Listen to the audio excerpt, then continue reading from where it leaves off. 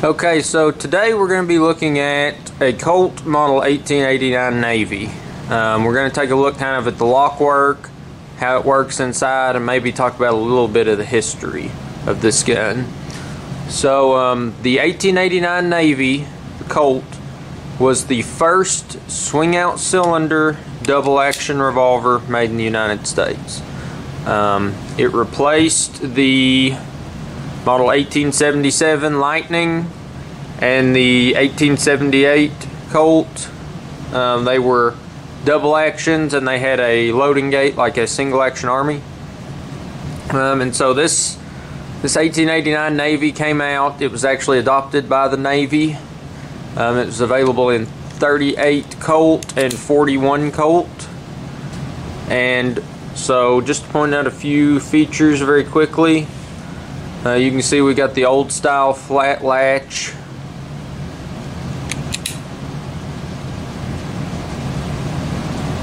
There's the caliber marking, front sight, gutta percha, hard rubber grips. The military ones would have had wood. And of course, you know, you've got single action, and then you've got double action.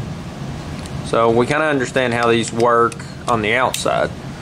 But if you'll notice a couple of kind of interesting features. Number one is that you can see on this cylinder there are no cylinder stop notches. It just goes all the way around. I'll show you all the way around the cylinder. There are no stop notches where we would normally see them right here. The other thing you'll notice that's maybe a little bit different from a modern double action, with the hammer down, the cylinder can rotate. It's also worth noting that these rotate, these old Colts rotate counterclockwise, which most of you know Colts are known for rotating clockwise. These rotate counterclockwise. I will show this beautiful fire blue still remaining. I mean, that is just stunning. And there's still a little bit of blue. It's kind of hard to see because this gun is definitely what you would call finish challenged. See if I can get that to focus. There we go. But it's got quite a bit of very high polished blue left, even in those flutes right there. This one actually is also one of the kind of rare ones that has the barrel address upside down on the other side of the barrel.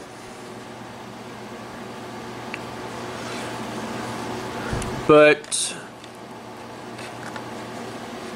it's sort of similar to a later Colt double action in that cock the hammer. It's not in its final lockup yet. It's not until you pull the trigger that it's locked up. And these don't lock up as tight as the later Colt double actions. We've also got a fixed firing pin on the hammer.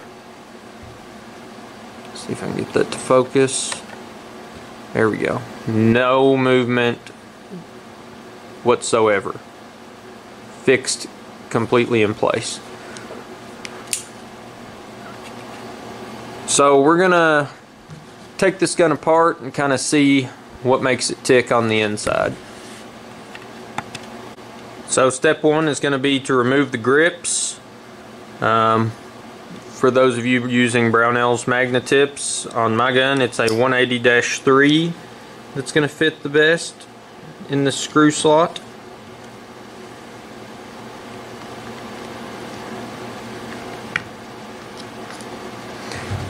Now, if you'll notice, even the screw has got that beautiful fire blue on it. I mean, absolutely beautiful. But that will allow us to remove the grips. Now these old hard rubber gutta percha grips, they're pretty fragile. I'm surprised that these are in as good a condition as they are, but you definitely want to be careful with them. Work them off gently. There we go. And right off the bat, we're already seeing differences. The mainspring arrangement, try to give you a view of what that looks like while the action's working.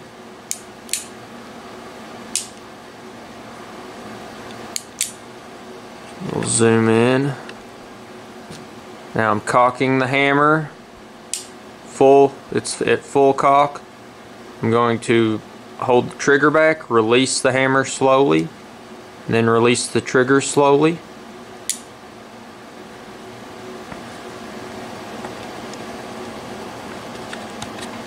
Next screw that we're going to remove is this one right here.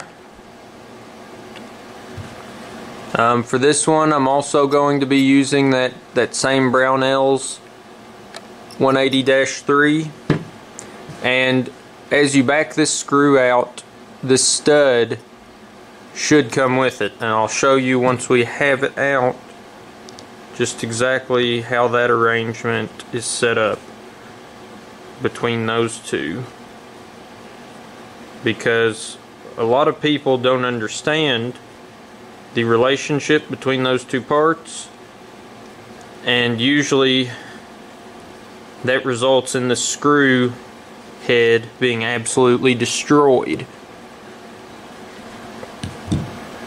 So back the screw out, should be able to just pull these out. Yep.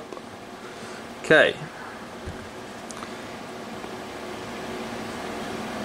This is how these two pieces interact. See, we've got room for the screw head to fit up against it, and we've also got this collar on the screw and a corresponding slot on this stud, so that as you thread this screw down, it pulls the other piece with it. They move as one unit up and down. A lot of people, when they're reassembling this, what they'll do is they will take the stud, drop it in there, push it down, and then put that screw in and start screwing it in. And what ends up happening is the screw is trying to go down, and that collar, of course, can't pass this point, and they'll end up just absolutely torquing the screw and twisting the slot right off, just stripping it. So you want to put these in. You want to put these two pieces, when you're reassembling this, you want to put them together like that, and then set them down where they go, and then thread that screw in. But so removing these,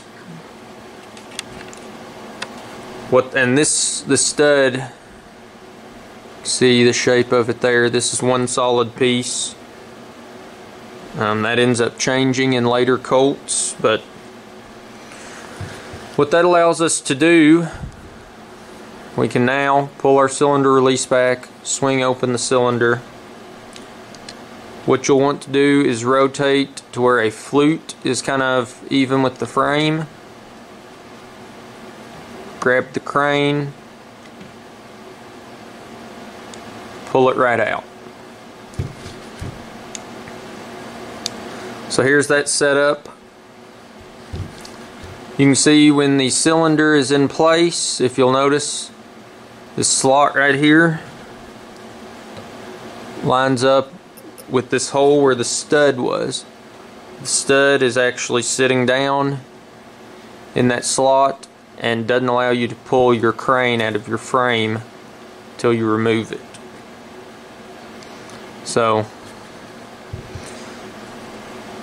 this is the cylinder assembly. Nothing too exciting going on here. Now if you look at this frame, you'll also notice, just like there were no cylinder stop notches on the cylinder, there's no spot inside of the frame for a bolt to protrude. Now I guess we'll go ahead and try to get a little bit of this action just so you can see. pull the trigger, forces that hand up. We'll zoom in, mark the action, just to try to give you the best. Here we go. Get that shadow out of the way. There's the hand. Pull the trigger. Release the trigger.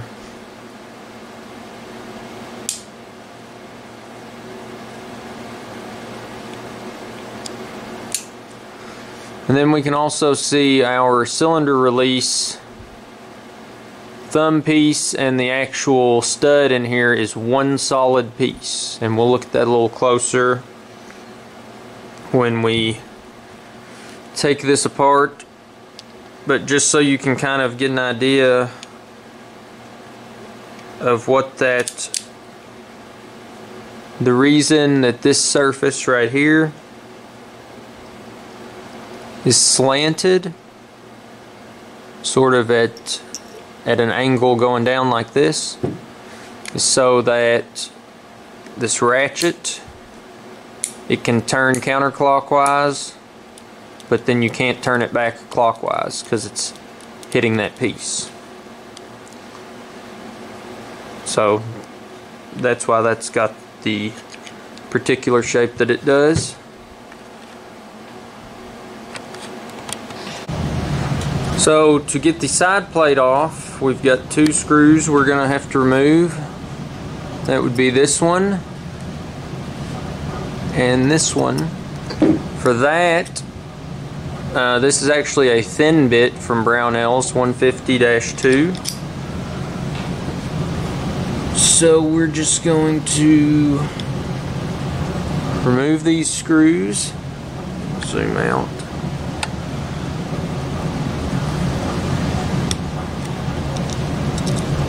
There.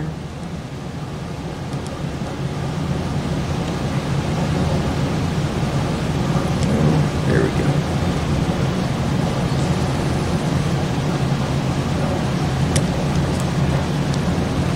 Remove those. So now, what you do not want to do is ram a screwdriver up under that side plate and start prying. What you do want to do is use a plastic, rubber, non-marring hammer of some sort and just start picking. Right there on the grip frame, pops right off. So we'll look at the inside of this side plate a little more in a minute.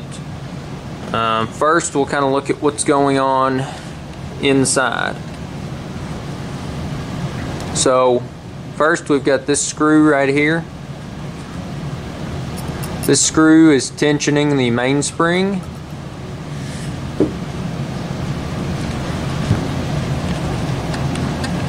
And so we're going to remove it so we can kind of get a better understanding.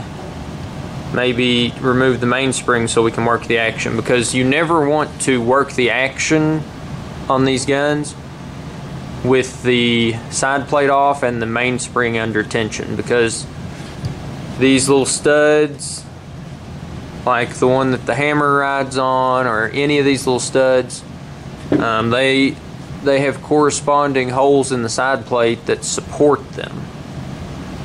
And so when you remove that side plate, you're removing all the support for these studs. So if you're going to work the action, you want to take the mainspring out. So we're going to remove this strain screw first. So this strain screw was able to be loosened with that same thin bit, that 150-2. Go ahead and get it out. Now, there's a couple of options on how to get this mainspring out. Probably what we're going to end up doing, I have these needle nose pliers that have plastic jaws, and so we're going to see if we can't compress this mainspring and then flip this hammer stirrup out of the way.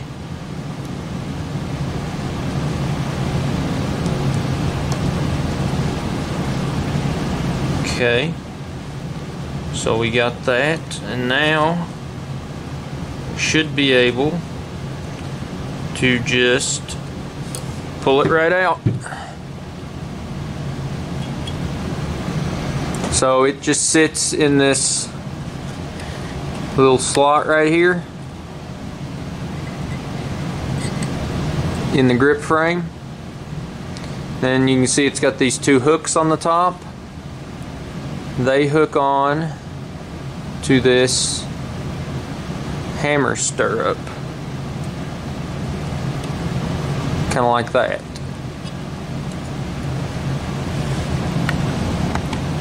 So what I'm about to do, I do not recommend you do on your gun, but this particular gun right here, as you can see there, forcing cone is completely split, blown out, ruined. So this gun is kind of a junker anyways, I guess you could say. So what I'm going to do is work the action without removing this trigger return spring. If you did want to remove it, you've got a pin right here that you would drive out, then this leaf spring would be able to come out. But I'm just going to work the action a few times, and then we're going to talk about what's going on.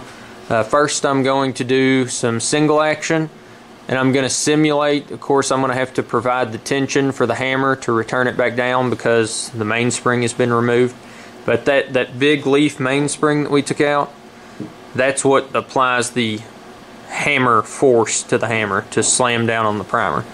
So this is single action. Then you pull the trigger, then the hammer would fall. There's the reset. Let's get a little bit closer. Pulling back the hammer. It's at full cock. Trigger is pulled. Hammer falls. Trigger is released. Now we're going to do some double action. So pull the trigger. Eventually the hammer falls, and release the trigger. Do that again. Okay, so the first thing we're going to talk about is this hand. So as you can see, this is what is kind of called the double-stepped hand. And that is because it has this top surface that kind of pushes on the cylinder, and then it's also got this second step in it. We've also got the hand spring, which in this case is just a tiny little leaf spring. The way this hand rides in the side plate,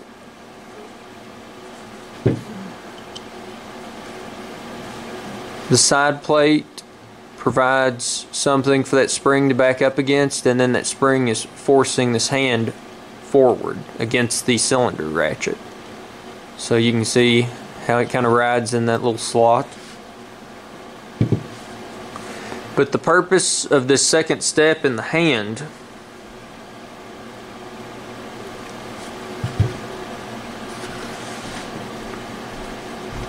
when you start cocking the hammer, this top ledge will start rotating the cylinder, and eventually it will pass by the ratchet. Okay, when you pull the trigger, the hand is forced up, and the second step forces up against the ratchet teeth and locks that cylinder in place. So, and we can actually demonstrate that by putting the cylinder back in the gun, and I can work the action to kind of illustrate what exactly is going on.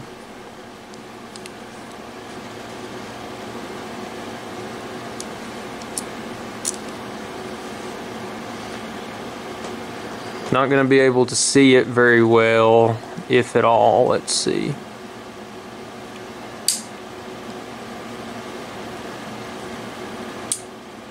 Can't really see it, unfortunately.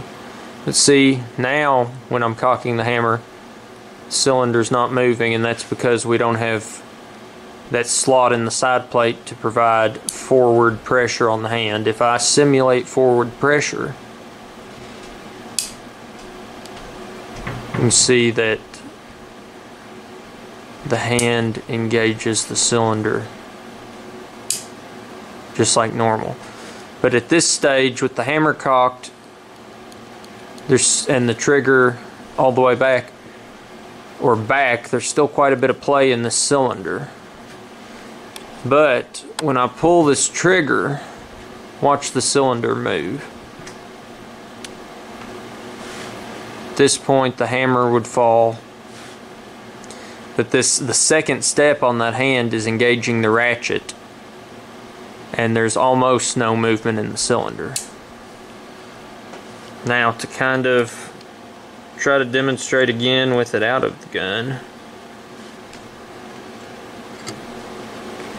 if we can.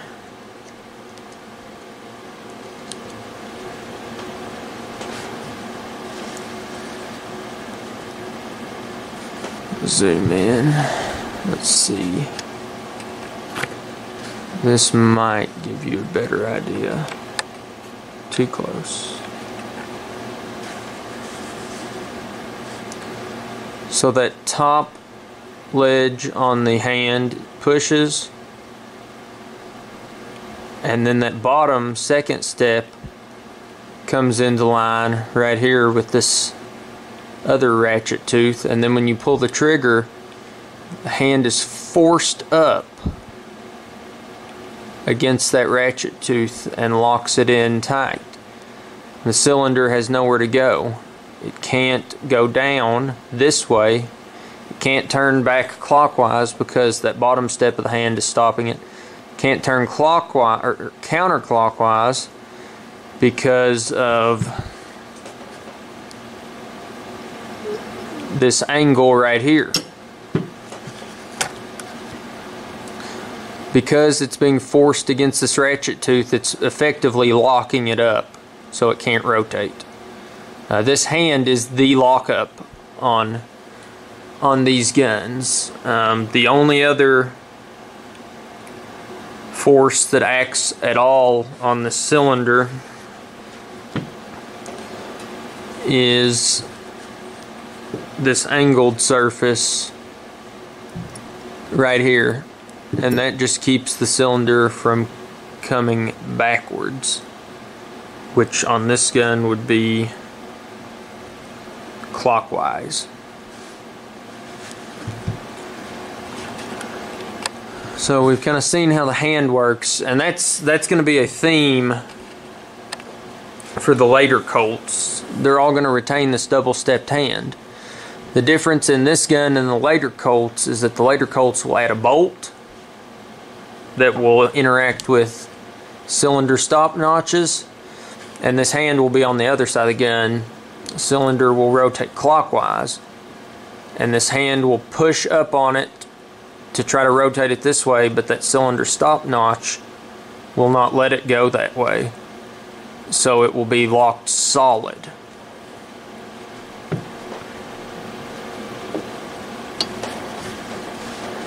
So as for the rest of these parts,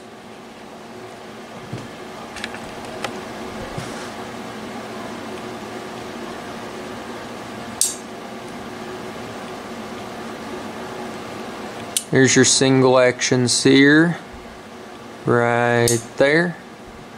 Pull the trigger, allows the hammer to fall. There's your double action sear right there. Eventually the hammer will slip past it. Then you can see how that works. This piece right here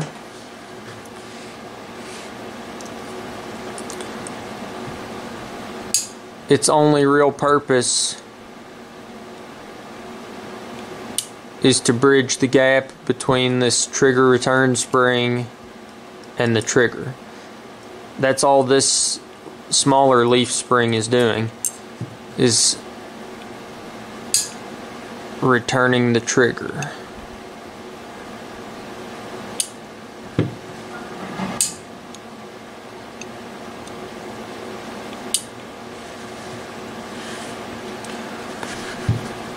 That's basically how these 1889 Navies work. All the lockup action is being provided by the hand. Oh, well, I said that we would take this cylinder release out, so I will be right back. So in order to remove this cylinder latch, try to show you how it's held in there, and it's going to be difficult.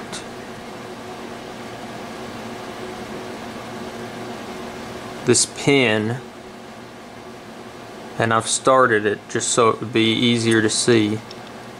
This pin right here goes through the cylinder latch, and then you'll see this hole in the cylinder latch. What you have to do, take a paper clip or a small punch.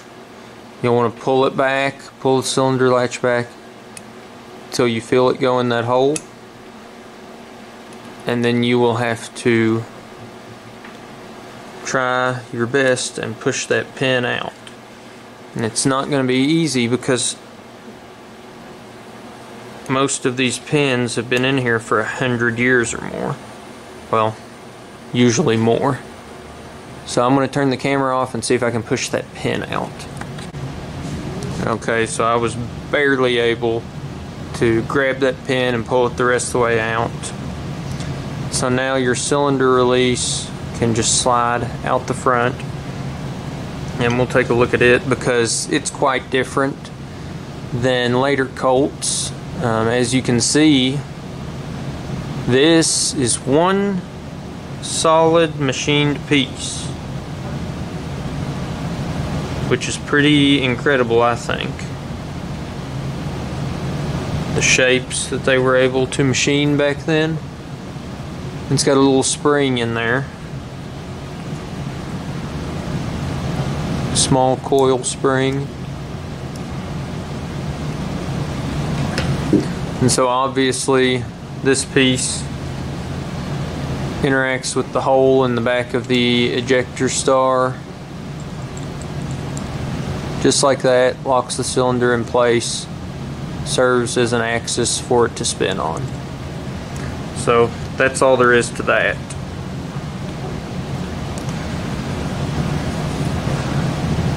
And here we can get a closer view on how that trigger return spring works. It's really pretty simple. This is just a lever. As you pull the trigger, it tilts the lever, which compresses this leaf spring.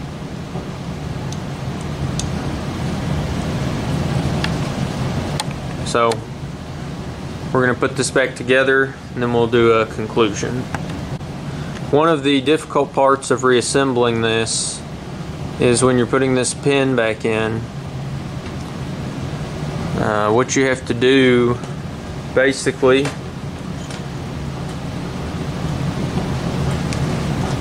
is compress that coil spring inside of the cylinder release before you can get the pin started, because the pin serves as a barrier and the spring acts against it, and that's what gives your cylinder release a spring pressure forward into the back of the cylinder.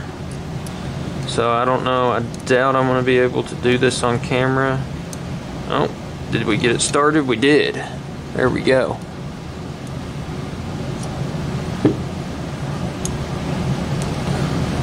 And then you'll pull the cylinder release back and try to get that pin in the rest of the way. I'm trying to do this where you can see it.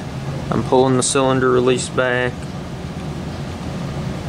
and it's never easy. I'm probably not going to be able to do it on camera, so let me turn the camera off. I got it back in. All it took was a little coaxing. So I wasn't really intending to do a reassembly video, but I guess I can kind of include some of that. So once you're at this stage, what you want to do is pull the trigger, drop this hammer in right about there,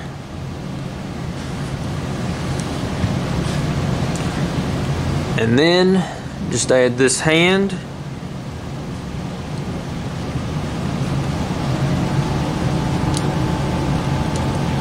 which will sit down in here.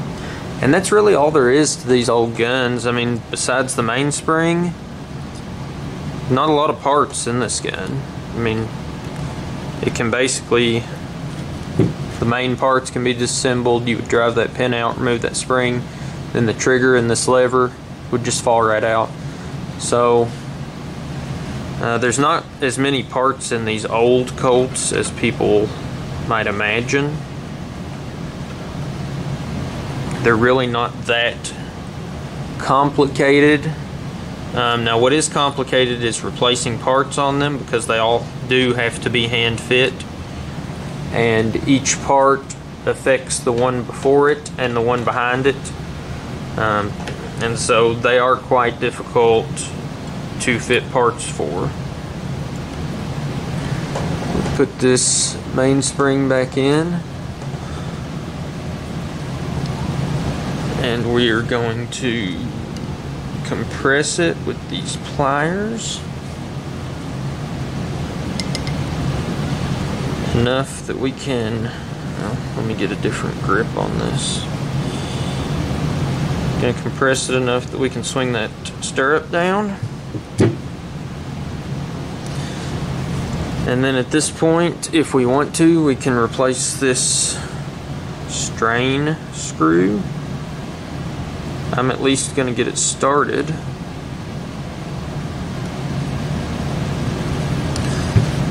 From there, you want to make sure your hand is as far forward as it will go. And I don't know if you can see that, but right now I'm actually fighting that hand spring,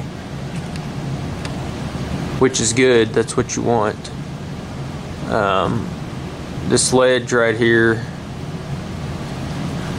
is acting on this leaf spring, so you want to kind of start it, compress that spring, and in a perfect world your side plate goes on just like that. Of course, we don't live in a perfect world. Looks like today we do. Then we just simply replace these side plate screws, and I'm not going to snug them down completely. This is just kind of demonstration for the sake of demonstration.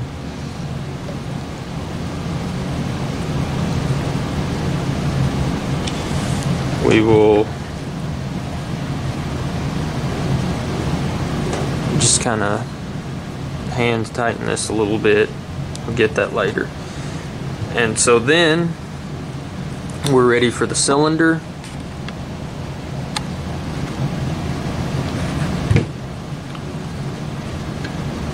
Best way to do this,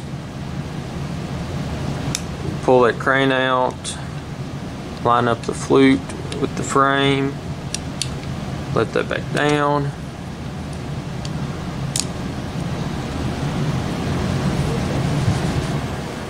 And then of course our final step that I've seen several people really mess up some screws. Remember,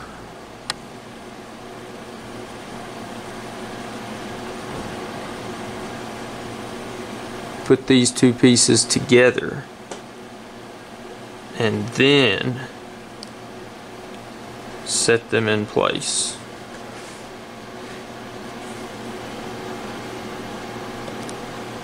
Then you should ideally, and of course it came undone on me right there. There we go.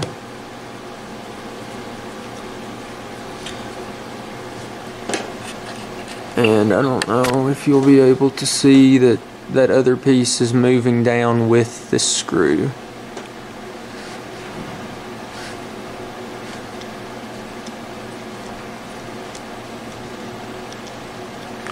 So let me put the grips back on and then we'll do a conclusion real quick. Alright, so we've got our 1889 Navy back together, and I hope that gave you kind of a better understanding of how that works. Now, one thing I did forget to mention, we talked about that angled surface that's attached to the cylinder release. Because of that, when you rotate the cylinder, of course the ratchet teeth have to slip over that, and so it slightly pushes the cylinder release back every time a ratchet tooth passes over it, even when you work the action. And of course we'll see that double stepped hand come into play. Cock the hammer. Now when I pull the trigger, that second step is going to force that cylinder up, and you'll see it move. Tight lock up, release it, no lock up. So that's how the model 1889 Navy works. Hope you enjoyed the video, and stay tuned for the next one. Alright, so I'm just going to add this little section on the end of this video real quick, because I think I figured out exactly how these guns are locking up. So you've got your hand, and keep in mind, in the frame your hand is supported on both sides. It can't move left or right. It can only move straight up and down because it's supported by the frame and the side plate on both sides. So when your hammer's cocked, your hand is, it's turned the cylinder and now it's kind of at rest. But when you pull that trigger, it forces the hand up. Okay, and so since there's no bolt notch that the hand is rotating against that would be locking the cylinder down here, what's actually preventing the cylinder from turning anymore is that the hand is being forced forward. And I'm gonna have to zoom way in to demonstrate this. Do you see this shiny spot right here on the next ratchet tooth? That corresponds with this shiny spot right here on the hand. And so what's happening is when your hand is pushing up on this ratchet tooth like this, the next one in line, which would be this one, is forcing itself against the side of the hand right here. So what you end up getting is that the hand is bound. The cylinder can't turn anymore because the next ratchet tooth down there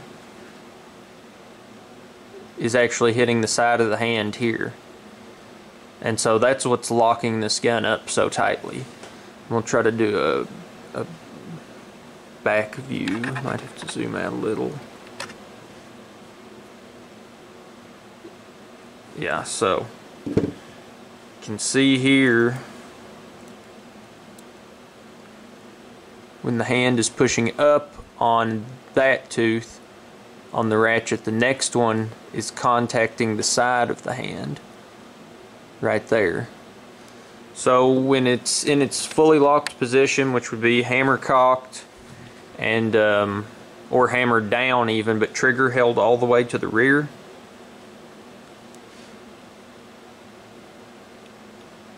do you see where that contact's being made? This thing would focus. There we go.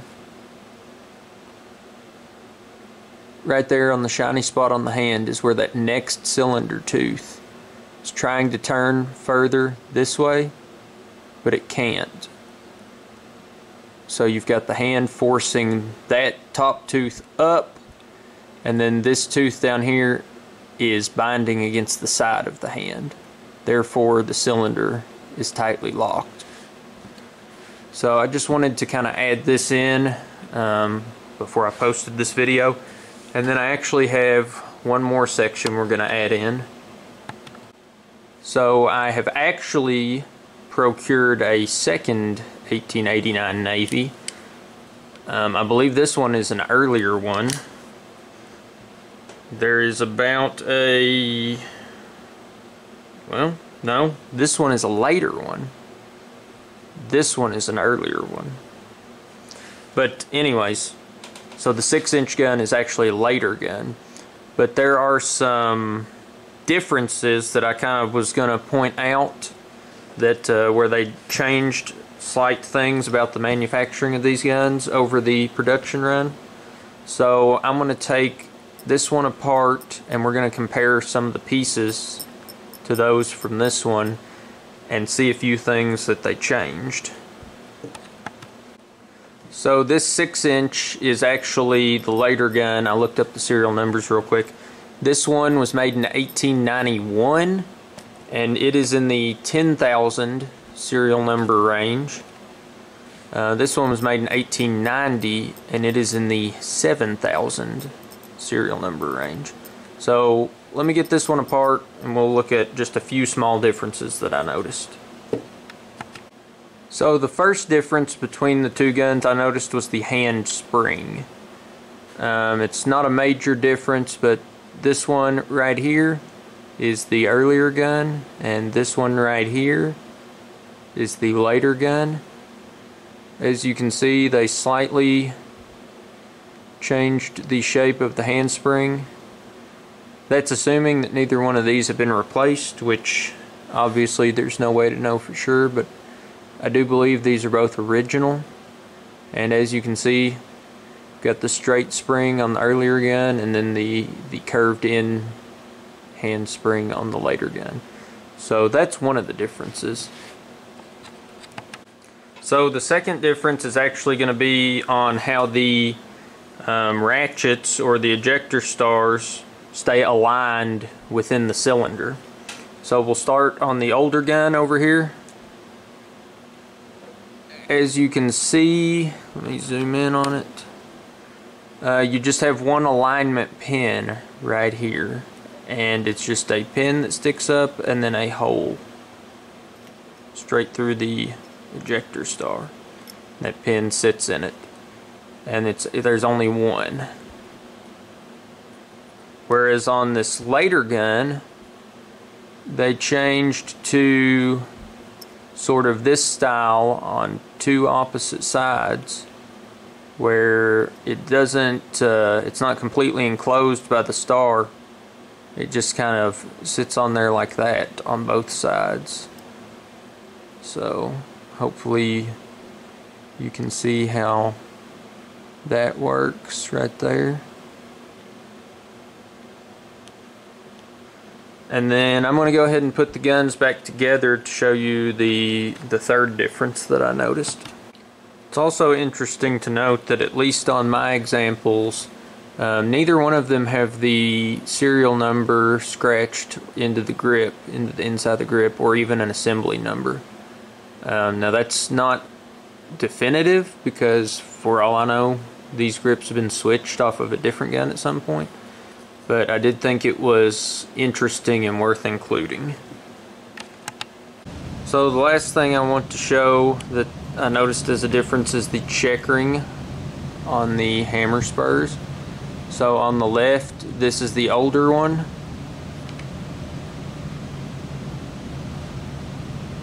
And on the right, that's the newer one. 1890 on the left, 1891 on the right. 7,000 serial range on the left, 10,000 on the right. Not a huge difference, but just slightly different checkering pattern. Now, I will show you how these are supposed to time, because this newer one, the 6-inch, actually is not timed right. So, first thing, let you know something's off when you cock the hammer. The cylinder's not anywhere near rotated far enough. Even when you hold down the trigger, this trigger's held all the way to the rear. That's the plate we've got. Way too much.